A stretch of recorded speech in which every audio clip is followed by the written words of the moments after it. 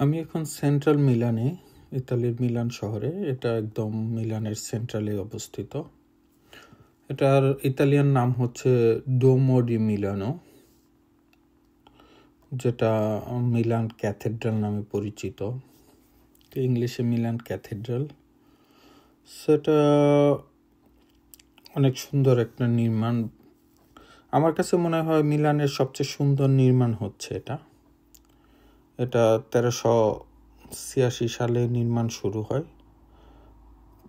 এবং 1418 সালে নির্মাণ কাজ শেষ হয়। মূলত 1418 সালে আংশিক নির্মাণ কাজ শেষ হয়, আর পুরোপুরি নির্মাণ কাজ শেষ হইতে প্রায় 600 বছরের মতো লাগে।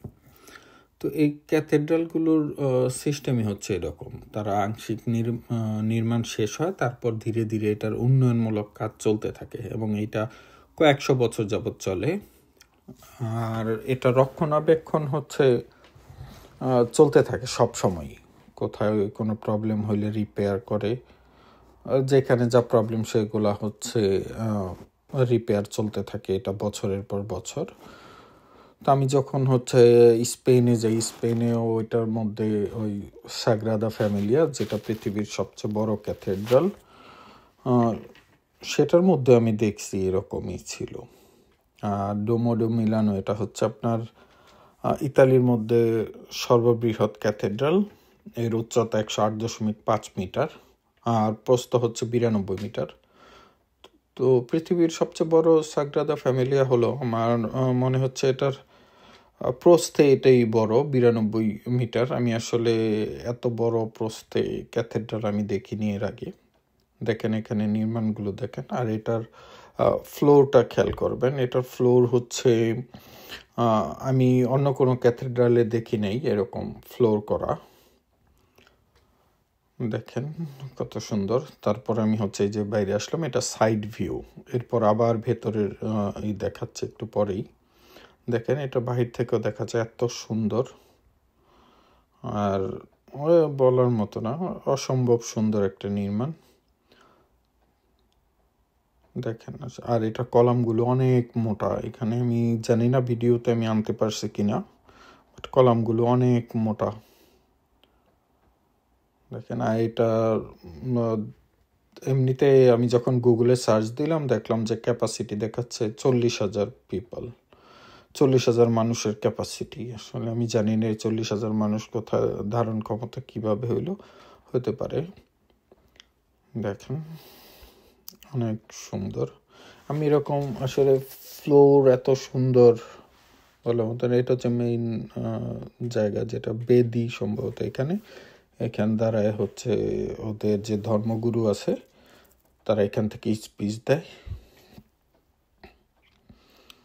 দেখেন এখানে অনেক টুরিস্ট আসছিল। টুরিস্ট মোটামুটি, টুরিস্টের একটা অত্যধিক চাপ না থাকলেও বিজি বলা যায়, অনেক মানুষ ছিল। দেখেন এটা শুধু কাজগুলো দেখেন কত সুন্দর করে ডিজাইন করছে।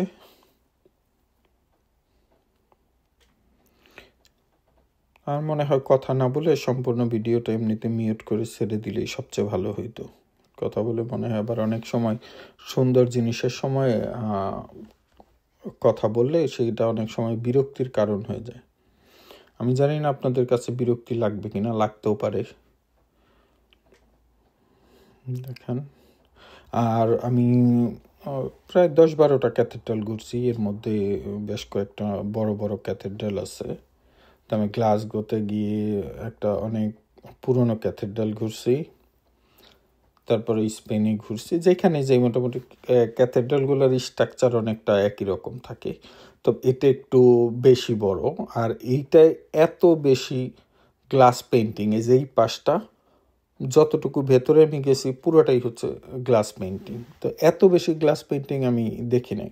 তো স্পেনের ওইটা সবচেয়ে বড় হইলেও, বার্সেলোনার ওইটা সবচেয়ে বড় ক্যাথেড্রাল হইলেও এত বেশি গ্লাস পেন্টিং আমি ওইটার মধ্যে পাইনি। ওটা অনেক উঁচু ছিল এবং বাইরের স্ট্রাকচারও ভালো ছিল, বাট এটার ভেতরে এত বেশি গ্লাস পেন্টিং এটা আমি আর অন্য কোনো ক্যাথেড্রালে দেখিনি। অসম্ভব সুন্দর।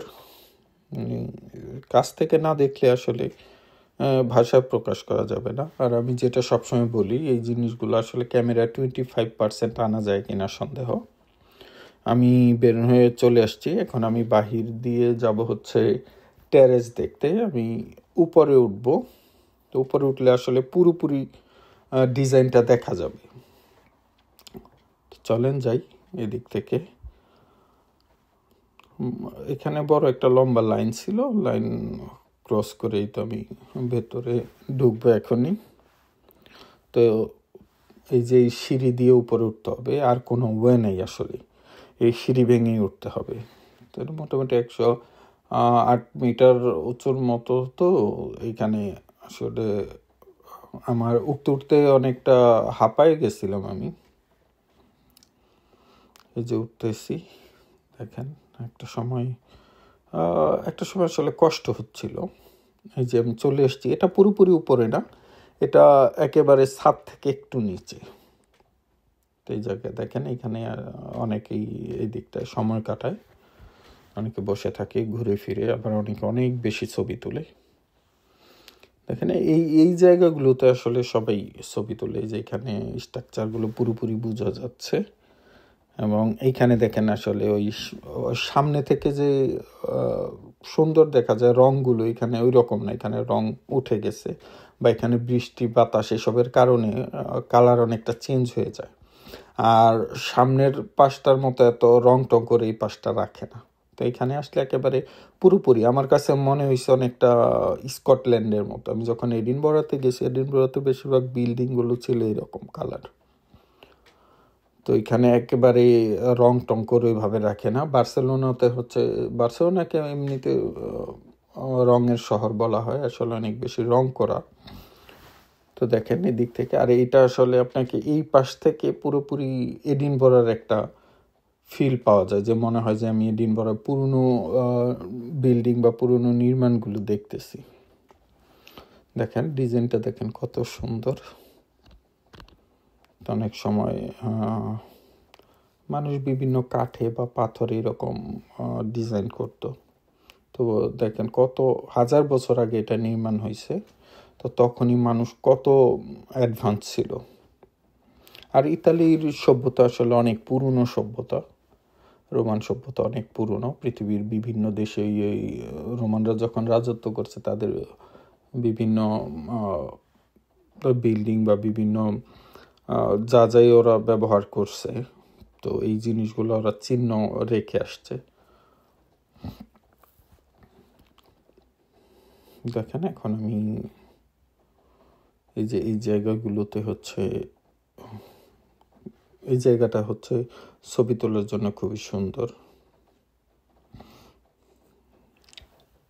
এখানে এইদিকে হাঁটতেছিলাম, এই যে এই জায়গাটা ডান পাশের যে জায়গাটা, এই জায়গাটা হচ্ছে অনেক সুন্দর। এখানে যে এইখানে দাঁড়ায় আসলে আমি এমন কাউকে দেখিনি যে এখানে দাঁড়ায় ছবি তুলে নেই। ঠিক এখানে দাঁড়ায় পিছনের সিনটা নিয়ে তারপরে সবাই এখান থেকে ছবি তোলে। এখন আমি উঠতেছি একদম উপরে, ছাদের মধ্যে যাব, দেখা যাক ছাদে কি আছে। সবাই যেহেতু যাচ্ছে, আর এই ছাদে ওঠার জন্য ওরা আলাদা চার্জ করে। চলেন দেখি এখন কি আছে, ছাদে যাই। এই তো এখন চলে আসছে একদম ছাদে। এখানে আসে প্যানোরামিক ভিউ পাওয়া যাবে পুরো শহরের দুই পাশ থেকে। দেখেন এটা হচ্ছে একদম ছাদের মাঝখান থেকে, এইখান থেকে হচ্ছে এই যে এই ভিউটা পাওয়া যায়। এখন এইখান থেকে যে ভিউটা পাওয়া যায়, এটা কিন্তু নিচে থেকে আপনি হচ্ছে একেবারে সামনের ভিউটা পাবেন, বাট ছাদে না উঠলে আমার মনে হয় আসলে এখানে যাওয়াটাই হচ্ছে বৃথা। এই যে ছাদে না উঠলে এই ভিউটা কোনোভাবেই পাওয়া যাবে না। ফ্রন্টে হচ্ছে ফ্রন্টের ভিউটা পাওয়া যাবে, বাট এইখানে ছাদে উঠলে এই বিল্ডিংয়ের এই ক্যাথেড্রালের পুরোপুরি চারপাশের ভিউটা খুবই সুন্দরভাবে পাওয়া যাবে। দেখেন শুধু কাজগুলো দেখেন কি করছে ওরা। আসলে সময় লাগবে না কেন, সময়, শ্রম, অর্থ, সেগুলো যেভাবে ব্যয় হয়েছে, এবং আমার মনে হয় এগুলো আসলে একদম কাজে লাগছে পুরো সব কিছুই। আমি এখন নেমে যাচ্ছি, নামার রাস্তা আবার অন্য দিক দিয়ে, দেখেন এই যে দিক দিয়ে আমি নেমে যাচ্ছি। যাই হোক, আপনারা হচ্ছে লাইক, কমেন্ট আর সাবস্ক্রাইব করে দিবেন আমার চ্যানেলটা। আর ফেসবুকে আমার সেম নামে পেজ আছে, ওইখানে ফলো দিবেন। ওকে, বাই বাই, টেক কেয়ার।